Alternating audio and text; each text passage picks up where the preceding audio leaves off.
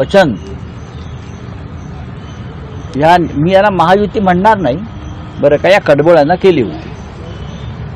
त्याच्यात देवेंद्र फडणवीस आहेत, त्याच्यात राष्ट्रवादी काँग्रेसचे प्रमुख नेते आहेत, त्याच्यामध्ये एकनाथ शिंदे आहेत. पण आता हे तिन्ही पक्ष हात वर करतात. विशेषतः अजित पवार म्हणतात मी बोललो नाही. तुम्ही प्रत्यक्ष जरी बोलला नव्हता तरी तेव्हाही तुम्ही अर्थमंत्रीच होतात आणि त्याचा लाभ तुम्ही घेतला या खोटेपणाचा.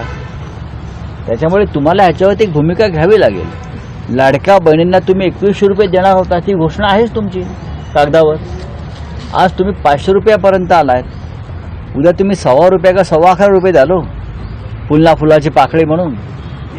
या सरकारनं फसवणूक करून लोकांची दिशाभूल करून मतं मिळवण्याचा प्रयत्न केला आणि त्यातून अनेक गोष्टीत फसवणूक झाली. EVMच्या माध्यमातून झाली, खोटर मतदार यादीच्या माध्यमातून झाली, सरकारी यंत्रणेचा गैरवापर करून झाली आणि त्यातून हा विजय प्राप्त झालेला.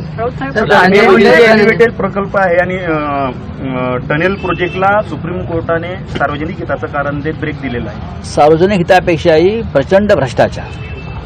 3000 कोटी रुपये ऑन. विचार करा या महाराष्ट्रातल्या भ्रष्टाचाराचा रेट किती आहे.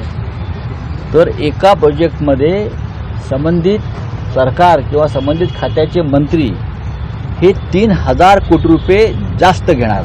3000 कोटी रुपये आकडा लक्षात घ्या.